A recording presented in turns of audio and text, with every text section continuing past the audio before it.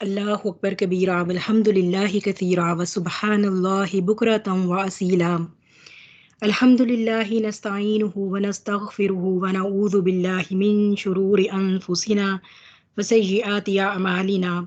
मन यहदिहिल्लाहु फला मुदिल्ल लहु व मन युद्लिल फला हादिय लहु व अशहदु अन ला इलाहा इल्लल्लाह व अशहदु अन्ना मुहम्मदन अब्दुहु व रसूलुहु। अल्लाहुम्मा सल्लि अला सय्यिदिना मुहम्मदिन नबिय्यिल उम्मी व अला आलि मुहम्मद। इन्नल मुस्लिमीन वल मुस्लिमाति वल मुमिनीन वल मुमिनाति वल क़ानितीन वल क़ानिताति वस्सादिकीन वस्सादिक़ाति वस्साबिरीन वस्साबिराति वल ख़ाशिईन वल ख़ाशिआति वल मुतसद्दिकीन वल मुतसद्दिक़ाति वस्साइमीन वस्साइमाति वल हाफ़िज़ीन फ़ुरूजहुम वल हाफ़िज़ाति वज़्ज़ाकिरीन अल्लाह कसीरन वज़्ज़ाकिराति अअद्दल्लाहु लहुम मग़फ़िरतन व अजरन अज़ीमा। अम्मा बाद फ़ाऊज़ु बिल्लाहि मिनश शैतानिर रजीम बिस्मिल्लाहिर रहमानिर रहीम।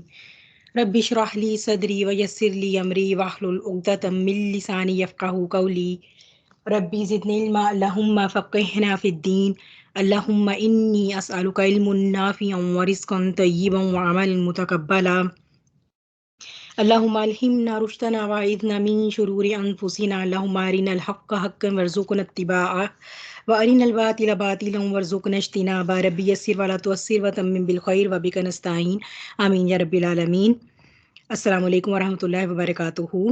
हम अपनी जो एंड ऑफ टाइम सीरीज़ कर रहे हैं ये उसका आज पार्ट नंबर 14 है। और इस वक्त जो वैसे हम अपने सेक्शन बी में हैं, सेक्शन बी जिसमें हम दौरे हाजिर के जो फितने हैं इनको वन बाय वन डिस्कस कर रहे हैं। कोशिश कर रहे हैं कि इनको हम थोड़ा सा टच करें, इतना कि थोड़ी बहुत जो है वो हमें इसके बारे में इतनी आगाही रहे कि हम इंशाल्लाह अपने ईमान की हिफाजत कर सकें उस इल्म के ज़रिए, और फिर ये कि अपने बच्चों के लिए अम, अम, उस नॉलेज से इक्विप हो सकें जो हमारे बच्चों को अवेयर करने के लिए ज़रूरी है। क्योंकि दौरे हाजिर के फितनों से वो हमसे ज़्यादा एक्सपोज होने वाले हैं और फिर आगे जो उनकी आने वाली नस्लें हैं वो उनसे भी ज़्यादा। तो एक बहुत मज़े की बात यह है कि जिस सोसाइटी में मैं पली बढ़ी हूँ, अपने इर्द गिर्द जो सोसाइटी का स्ट्रक्चर मैंने देखा और जो मैरिड लाइफ का स्ट्रक्चर मैंने देखा वो इतना फॉल्टी रहा है, इतना पैथेटिक रहा है कि मैं खुद एक बहुत बड़ी जो है वो आप ये कह लें कि फेमिनिस्टिक सोच की हामी हुआ करती थी। यानी व्हाइल ग्रोइंग अप, तो अपने चाइल्डहुड से लेकर और इवन आज भी जो है वो अगर कभी मैं ऐसा कभी देखती हूँ कि कोई ऐसी यानी कोई भी ऐसी कैपेसिटी है जहाँ पर औरतों पर जो है वो जुल्म की बात हो रही है, तो अल्हम्दुलिल्लाह मैं हमेशा वहाँ पर आवाज़ बुलंद करती हूँ। तो बात ये देखनी है कि जब हम इस्लाम की बात करते हैं तो इस्लाम भी जो है वो इंसानी हकूक़ की बात करता है, और फेमिनिज़म जो है वो भी तो यही कहता है कि फेमिनिज़म की जो तहरीकें हैं ये भी यही बात करती हैं कि जो औरतें हैं उन्हें मर्दों के मसावी इंसान समझा जाए और इन्हें जो है वो मर्दों की तरह हुकूक दिए जाएँ। तो फिर प्रॉब्लम क्या है? फिर हम क्यों कहते हैं कि फेमिनिज़म जो है ये एक जो है वो फितना है? अच्छा, एक तो सबसे पहले ये हम देख लें कि ये जो एक नई सी नई टर्मिनोलॉजी आ रही है ना हर एक नए दिन के साथ, ये जो जितने भी इज़म्स आ रहे हैं ना इज़म्स, ये इसलिए आ रहे हैं क्योंकि बनिए नो इंसान जो है ना वो वैसे तो दीन से दूर हो चुकी है, और हम उम्मत मुस्लिमा जो है ख़ास तौर पर हम कुरान से दूर हो चुके हैं। जब हमने क्रिएटर के दिए हुए सॉल्यूशंस को पीछे डाला, पीठ के पीछे डाल दिया, जब हमने ये डिसाइड किया कि हमें नहीं जो है वो ये बात माननी कि हमारे लिए कोई डिवाइन स्क्रिप्चर जो है वो हमारे लिए ज़िंदगी गुजारने के, इस प्लेनेट पे रहने के रूल्स को डिफाइन करेगा, तो हमने ये कहा कि नहीं, सिर्फ हम हैं, ठीक है, we are all in all. इसलिए फिर अब ये सारे जो इज़म्स हैं इनकी ज़रूरत पड़ी, सेकुलरिज्म की, एथीज़म की, लिबरलिज्म की, फेमिनिज्म की, so on and so fourth. तो ये सारे जो इज़म्स हैं ये इसलिए आए क्योंकि इंसान ने अल्लाह सुब्हानहू व तआला का या खुदा जैसी किसी भी हस्ती का इनकार कर दिया, और उसने ये डिसाइड कर लिया है कि इस कुरे ज़मीन का खुदा या रब अब मैं खुद हूँ।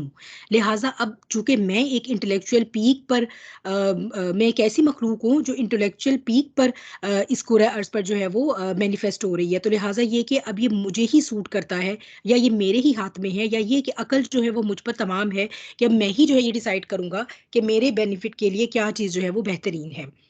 तो उसमें ये है कि ठीक है, let's take it that way, और फिर हम देखते हैं कि इंसान जो है वो किस हद तक जो है वो अपने इस दावे में कामयाब हुआ। जो रूल्स और रेगुलेशन उसने डिफाइन किए हैं ज़िंदगी के मुख्तलिफ एस्पेक्ट्स को लेके, ज़िंदगी के मुख्तलिफ डायमेंशंस को लेकर, क्या वो ऐसा होल हमारी ज़िंदगी में वाकई अमनो अमान लाने का बायस बने? क्या उन्होंने बनिए नो इंसान को वो बेहतरी की तरफ गामजन किया, या ये कि हम ये देख रहे हैं कि डार्कनेस जो है वो बढ़ चुकी है? तो ये जो है वो ये कोई ऐसे सवाल नहीं है जिनके जवाब हमें जानने के लिए कोई बहुत तहकीक करनी पड़े, जवाब हमारी आंखों के सामने है।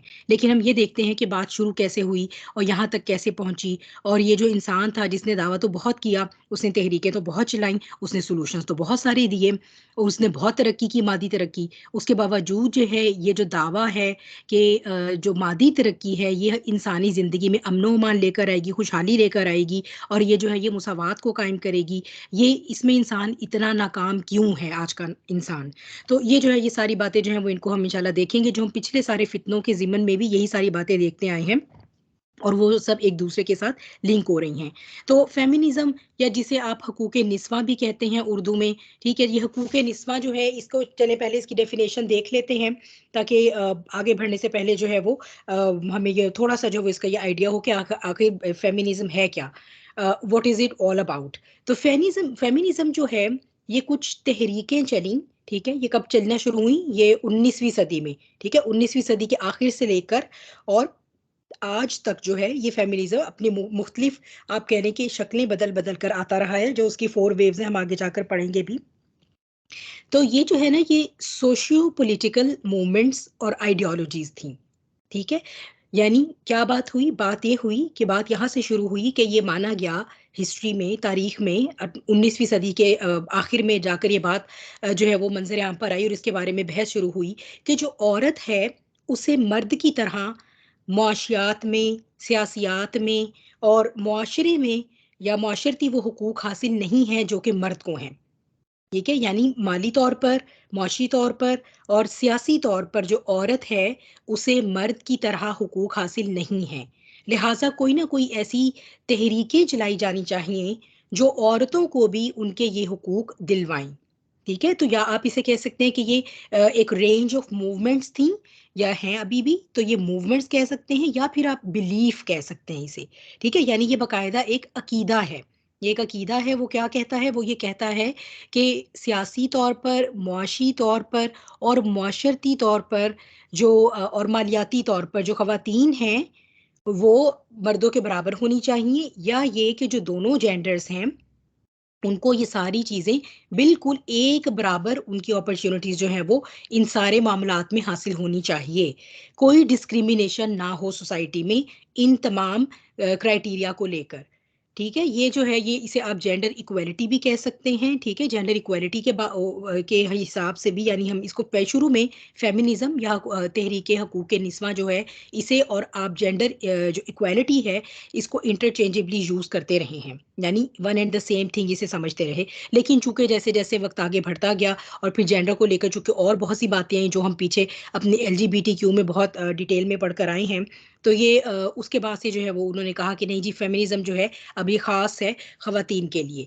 अच्छा, इससे पहले कि हम ये देखें कि दुनिया में जो है ये फेमिनिज़्म की तहरीकें जो उठीं, हम ये देखते हैं कि क्यों उठीं, इसकी क्या वजूहात बनी, क्योंकि जब तक हम इसका बैकग्राउंड जो है वो एनालाइज़ नहीं करेंगे, हम नहीं समझ पाएँगे कि क्या, कब, कैसे, कहाँ पर गलत हुआ।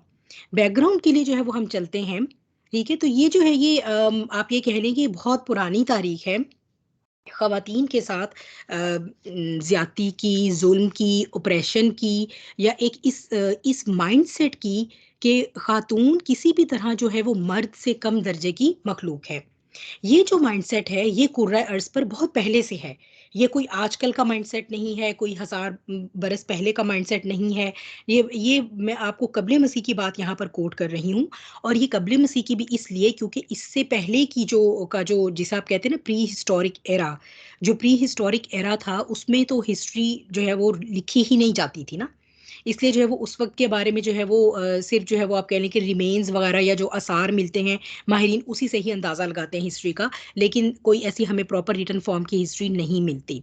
कबले मसीह में हम देखते हैं कि रोमन एम्पायर, जिसके बारे में हम काफ़ी बात पहले भी करके आ चुके हैं कि डार्क एजिस ऑफ यूरोप की जिम्मेदार भी थी रोमन एम्पायर। फिर ये कि रोमन एम्पायर उससे पहले की, खैर बहरहाल हज़रत ईसा अलैहिस्सलाम के आने से पहले की जो है वो इस्टेब्लिश रही है, और दुनिया के एक बड़े हिस्से पर जो है वो उसका कब्जा रहा, और ये बड़े हज़ारों साल तक जो है वो कैसर किसरा जो है ये वर्ल्ड सुपर पावर रहे हैं।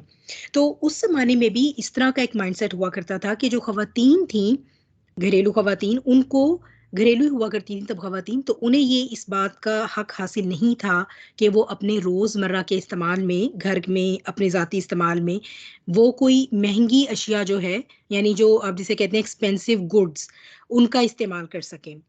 यानी ये अब कबले मसीह की हम बात कर रहे हैं कि उस वक़्त इस लेवल पर जो है वो औरत को डिप्राइव रखा हुआ था। तो वो उस वक़्त जो है वो औरतें जो है वो कोई किसी एक जगह इकट्ठी हुई, जहाँ पर वो चाह रही थी कि कोई ये हमारे लिए कानून पास किया जाए और हमें इजाज़त दी जाए कि हम जो है वो अपनी मर्ज़ी की मसनूआत खरीद सकें, अपने ज़ाती इस्तेमाल के लिए और अपने घरेलू इस्तेमाल के लिए। तो एक साहब थे मार्कस पोर्शियस कैटो जो है वो, उन्होंने ये कहा, और उन्होंने जो है वो काफ़ी ज़्यादा इसके बारे में खदशे का इज़हार किया, और उन्होंने इस तहरीक को रोकने की और ये बिल पास होने की बड़ी पुरज़ोर मुखालफत की।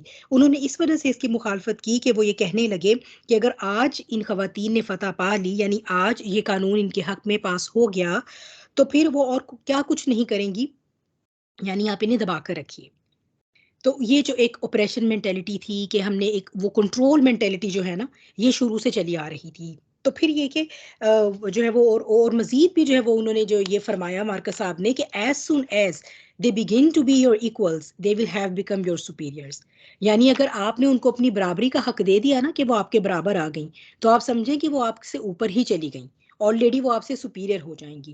तो इसका ये मतलब है कि अपनी एक डोमिनेंसी को मेंटेन करने के लिए जो है वो हमारे लिए ये बड़ा ज़रूरी है कि हम ख़वातीन को कभी भी इक्वल राइट्स ना दें, कभी भी उनको वो राइट्स ना दें जो वो डिज़र्व करती हैं।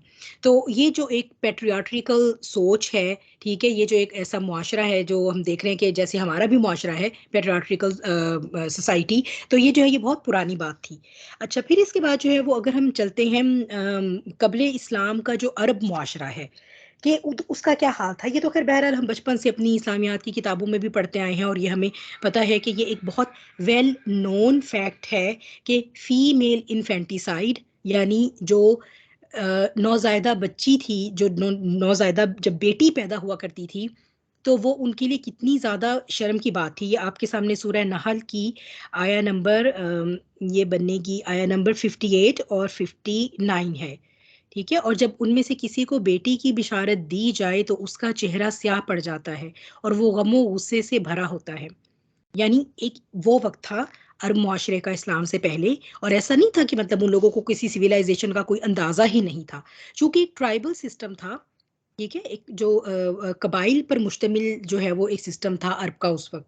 तो जो ट्राइबल सिस्टम होता था ना, उसमें ये एक जो आप कहते हैं कि ट्राइब सेंट्रिक पावर, यानी हर कबीला उसका एक सरदार, और उस सरदार की पावर जो है वो इस बात से डिटरमिन होती थी कि मेरे कबीले की जो वो के कितने अफ़राद हैं, और वो जो है कि मेरे कबीले में कितने मर्द हैं, ताकि वो इस जब हमें जंग लड़नी पड़े, क्योंकि अरब एक ऐसी लैंड रही है जहाँ पर जो है वो आपको मालूम ही है कि बहुत सहराई इलाका है, तो यहाँ पर पानी, और पानी के लिए और मवेशियों के ऊपर जो है वो इनके आपस में बाकायदा कबीलों की जो है कबाइल की जंग हुआ करती थी। और इसी में जो है वो एक दूसरे के जो कबीले के लोग हुआ करते थे, जो फ़ातेह कबीला होता था वो दूसरे कबीले को के लिए लोगों को गुलाम और बांदी बना लिया करता था। तो ये इनमें जो ये कस्टम होता था, इसीलिए उनके लिए जो मर्द का पैदा होना था, यानी अगर उनका मेल बेबी पैदा होता था तो वो उसे बहुत अपने लिए इज़्ज़त का बाइस समझते थे। वो ये समझते थे कि हमारी पावर बहुत एनहांस हो गई है, हमारा कंट्रोल बढ़ गया। तो इससे जो है ना वो उन्हें जो है वो अपनी एक पावर, एक ऑटोनॉमी और अथॉरिटी जो है ना वो उनकी और मज़ीद वैलिडेट हो जाती थी। इसीलिए जो है वो बेटे की पैदाइश जो है वो बहुत खुशी का और फ़ख्र का बाइस हुआ करती थी, और बेटी की पैदाइश से ये होता था कि चेहरा स्याह पड़ जाता था और गम-ओ-गुस्से से भरा होता था। इन्ना लिल्लाहि व इन्ना इलैहि राजिऊन। और वो इस आर के बाइस लोगों से छुपता फिरता है जिसकी उसे बशारत दी गई है। यानी अल्लाह की तरफ से तो खुशखबरी दी गई है बेटी की, लेकिन वो इसे जो है वो अपने लिए बाइसे शर्म समझता है। और वो क्या सोच रहा है अपने अब अंदर ये सोच रहा है कि तौहीन के बावजूद इसे बाकी रखे या उसे मिट्टी में दबा दे। यानी ये वो क़ब्ल इस्लाम अरब मुआशरा था जहाँ पर बेटी को जो है वो इस तरह। अच्छा, फिर ये कि ये तमाम लेवल्स पर नहीं था। यानी जो अगर हम देखते हैं कि मक्के में हालात बेहतर थे मदीने की निस्बत, क्योंकि मदीना जो है वो वहाँ पर जो मक्का है ना, यहाँ के जो क्लैंस थे, जो कबाइल थे, ये शाम और इराक जो उस वक्त की सुपर पावर्स रही थी, तो उनके साथ ये तजारत में तजारती इनके रवाबित रहा करते थे। तो ये जाकर वहाँ की सिविलाइजेशन देखते थे और फिर उस सिविलाइजेशन का कुछ असर लेकर अपने मुआशरे में वापस आते थे। तो थोड़ा सा आप ये कह लें कि इनका एक्सपोजर था। तो इसलिए यहाँ पर फिर भी जैसे आप कह लें जो आला जैसे जिसे जो आप कहते हैं ना कि जो ऊंचा कबीला होता था, जैसे बनु हाशिम, यानी कबीले के अंदर भी जो मजीद उनके क्लैंस होते थे, जैसे बनु हाशिम है, ये या ये जो दूसरे का मुझे नाम इस टाइम नहीं याद आ रहा, अबू सुफियान का ताल्लुक है जिससे, और अबू लहब का भी। तो ये वो क्लैंस हैं जो बहुत ज़्यादा पावर वाले और बहुत ज़्यादा इज्जत वाले माने जाते थे। तो जो इनकी खवातीन हुआ करती थी, और वो जो कि इनमें से भी वो जो कि ज़्यादा अमीर हुआ करती थी, उनके लिए बहरहाल जो है वो स्टेटस जो है वो स्टेटस क्यों डिफरेंट था उससे जो कि स्लेव वुमेन थी, या उससे जो किसी गरीब और निचली रैंकिंग वाले कबीले से ताल्लुक़ रखती थी। जैसे अगर हम ये देखते हैं कि हज़रत खदीजा रज़ी अल्लाह तआला अन्हा जो हैं वो शादी से पहले, यानी नबी करीम सल्लल्लाहु अलैहि वसल्लम से निकाह से पहले, वो एक इंडिपेंडेंट एक बिजनेस वुमन के तौर पर वहाँ पर थ्राइव कर रही थी, और वो अपना बिजनेस खुद रन कर रही थी। और वो वहाँ पर क्योंकि वो एक तो ये कि वो बनु हाशिम से ताल्लुक़ रखती थी, और दूसरा ये कि वो जो है वो अफ्लुएंट या एलीट्स में से थी उस मुआशरे के। तो इस तरह वहाँ पर थोड़ा सा एक माहौल फ़र्क था, लेकिन मदीने में जो है वो हालात बिल्कुल फ़र्क थे। तो एक तो ये था कि ओवरऑल अगर हम देखें तो ये कि औरत को विरासत में कोई हक देने का तसव्वुर नहीं था, क्योंकि ये बात थी कि जो सिर्फ कबीले के लिए लड़ सकता है, लड़ाई पर जा सकता है, जंग पर जा सकता है, और ये जो लैंड है हमारी, वो जो इसका तहफ़्फ़ुज़ कर सकता है, उस सिर्फ उसी का हक है कि वो इस लैंड को इनहेरिट करेगा। इसी वजह से मर्दों को विरासत में हिस्सा दिया जाता था, और ख़वातीन चूँकि जंगों पर नहीं जा सकती थीं, और वो चूँकि डिफेंड नहीं कर सकती थीं, तो इस वजह से उनके लिए विरासत में कोई हिस्सा नहीं हुआ करता था। अलबत्ता मदीने में तो हालात इतने बुरे थे कि जो औरत थी उसे खुद ही मर्द की विरासत समझा जाता था। यानी जब एक दफ़ा शादी हो जाती थी, तो अब वो जो शौहर है, वो बीवी उसके लिए एक बिल्कुल इस तरह है जैसे उसे कोई विरासत में मिला हुआ माल है। यानी ये उसकी हैसियत थी। फिर ये कि चूँकि क्लैन सिस्टम था बड़ा स्ट्रॉन्ग, और इंडिविजुअल जो है वो उसमें आप कह लें कि फ्रीडम का कॉन्सेप्ट ऑलरेडी बड़ा महदूद था। तो उसमें जो शादी ब्याह में आकर ख़ास तौर पे जब औरत का मामला आ जाता था, तो औरत की कोई से नहीं थी। फिर ये कि जो जो भी औरत का जो उसका वली है, जो उसे ओन कर रहा है, जिस तरह भी वो डिसाइड करेगा उसके बारे में, उसमें भी डिफरेंट कस्टम्स आ जाते थे कि कोई जो है वो औरत के लिए जैसे मदीने में ऐसे ही हुआ करता था कि वो पे करते थे औरत के लिए, और फिर वो औरत उनके पास आ जाती थी, और बसा औक़ात वो शौहर उस औरत को आगे फ़रोख्त भी कर सकता था, जो कि उसकी अपनी बीवी हुआ करती थी। फिर ये कि तलाक का भी जो है वो डिसीज़न औरत खुद नहीं ले सकती थी, यानी वो खुद ये डिसाइड नहीं कर सकती थी कि ये शादी मेरे लिए सूटेबल है या नहीं, मैं इसके साथ जो है वो थ्राइव कर सकती हूँ या नहीं। लेकिन ये कि जब तक वो पूरे क्लैन को इन्वॉल्व नहीं किया जाता था, और उसमें फिर जो डिसीज़न थे वो इस बेस पर लिए जाते थे कि कबीले का इससे क्या फ़ायदा हो सकता है, या कबीले को इससे क्या नुकसान हो सकता है। रिगार्डलेस कि वो औरत जो है वो किस ज़ुल्म सितम से गुज़र रही है, अगर उस कबीले को उस तलाक के होने से नुकसान होगा, तो फिर ये कि वो उस कबीले को जो है वो तलाक नामंज़ूर है। यानी इसमें ये कि उस इंडिविजुअल इंसान की कोई हैसियत नहीं है, सिर्फ़ ये कि कबायली सिस्टम जो है वो डिटरमिन कर रहा है कि क्या नॉर्म्स होंगे उस सोसाइटी के। फिर एक ही वक़्त में शौहर बहुत एक मर्द जो था वो बहुत बहुत ज़्यादा औरतों से निकाह कर लिया करता था, कोई अपर लिमिट नहीं थी। और हुआ ये करता था कि बसा औक़ात तो कुछ जो बीवियाँ हुआ करती थीं वो बिल्कुल ही नेग्लेक्टेड हो जाती थीं।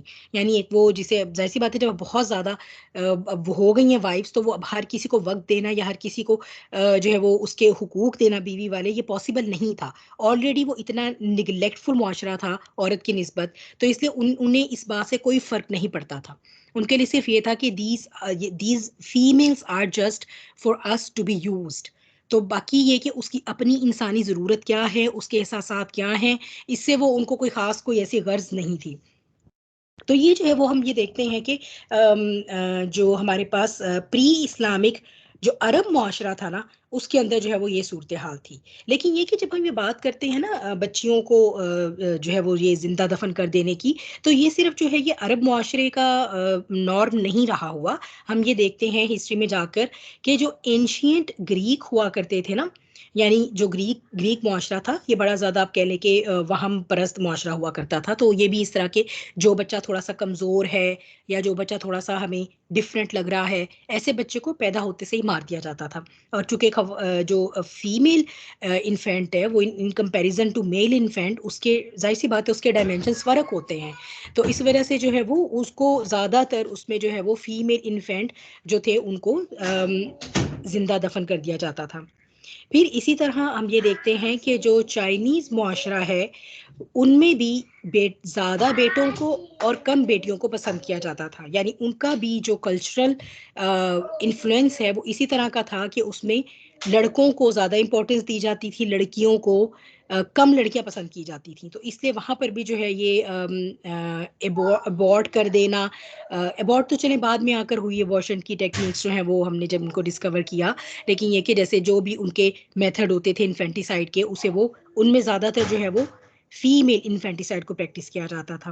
फिर हम ये देखते हैं कि ये जो हमारा आज का इंडो पाक मुआशरा है, यहाँ पर तो इवन आज भी हम ये देखते हैं कि जो है वो ऐसे इलाके हैं जहाँ पर जो है जब पता चल जाता है अल्ट्रासाउंड से कि जो कंसेप्टेड फीटस है वो अगर वो अगर लड़की है, खासतौर पे अगर वो कोई तीसरे चौथे पांचवें नंबर की लड़की है, तो माँ को यही प्रेशराइज किया जाता है कि वो इसको अबॉर्ट करवा दे। और बल्कि प्रेशराइज क्या किया जाता है, बाकायदा ज़दोकोब किया जाता है। और कुछ और फिर अगर वो बात नहीं मानती तो फिर उसको जो है वो उस पर चूल्हा भी फट जाता है।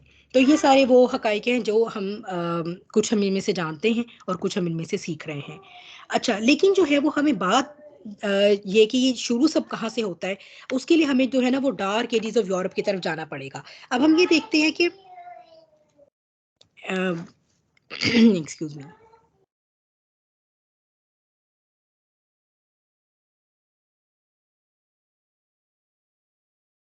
जी, तो हम ये देखते हैं कि ये जितने भी इज़म्स हैं, ये जितने भी फ़ितने हैं ना, इनके सबके डांडे जो हैं वो जाके वही डार्क एजेस ऑफ यूरोप के साथ मिलते हैं। यानी हम ये देखते हैं कि बनिए नो इंसान में ये जो इम्बैलेंस आया है, किस चीज़ का इम्बैलेंस आया है? लैक ऑफ बीइंग कय्यम। ठीक है, क्योंकि जब हम सूरह कहफ से शुरू करते हैं तो सूरह कहफ में जब कुरान पाक की जो सिर्फ बयान हुई है वो क्या है कि ये कय्यम है। और कय्यम हम बहुत डिटेल में वहाँ पढ़कर आए थे, या अभी उसका मौका नहीं है। कय्यम का मतलब ये है कि बैलेंस होना। बैलेंस ये उसूल है जिसके ऊपर ये कायनात चलती है। तो अब ये जो बैलेंस इम्बैलेंस होता है ना, तो उसी की वजह से, यानी एक तरफ हमारे पास वो सूरत हाल है, वो पिक्चर है जहाँ पर या तो दीन है लेकिन उसकी इतनी मस्ख शुदा शक्ल है कि उसने दीन से ही नफरत पैदा कर दी। और फिर उसी के रद्द अमल में हमारे पास एक ऐसी एक्सट्रीम, दूसरी एक्सट्रीम आ जाती है, वो एक्सट्रीम जिसमें जो है वो अब ना दीन है, ना खुदा है, ना रूह है, ना कुछ और है, बस अब मादा है और हम हैं। और हम डिफाइन करेंगे कि हमारे क्या प्रिंसिपल्स हैं, यानी वही जो सेकुलरिज्म आ जाता है या लिबरलिज्म आ जाता है। अब ये जो जब जब भी इंसान कय्यम होने का कॉन्सेप्ट लॉस्ट करता है, जब भी इंसान कय्यम या कोई मुआशरा या कोई भी उसूल, फुरकान, कोई भी उसूल जो हैं वो कय्यम होने की डेफिनेशन से मूव करते हैं, स्वे करते हैं, तो वहीं पर जो है ये इम्बैलेंसेस आते हैं। और जब इम्बैलेंसेस आते हैं तो वहीं से जो है वो सारा बिगाड़ शुरू हो जाता है। तो अब ये है कि जैसे हमने ये देखा हिस्ट्री में कि ये बात जो है कि ये कोई आज की बात नहीं है, कबले मसीह से ही जो है ये तसव्वुर चला आ रहा है। और फिर ये कि हमने अरब मुआशरे की बात भी देखी। लेकिन ये था कि ये जो डार्क एजेस ऑफ यूरोप गुजरे हैं ना, जहाँ पर हमने देखा था कि ख़ास तौर पे इस दौरान हिज़्बुश शैतान जो है वो बहुत ऑर्गेनाइज होकर आई है।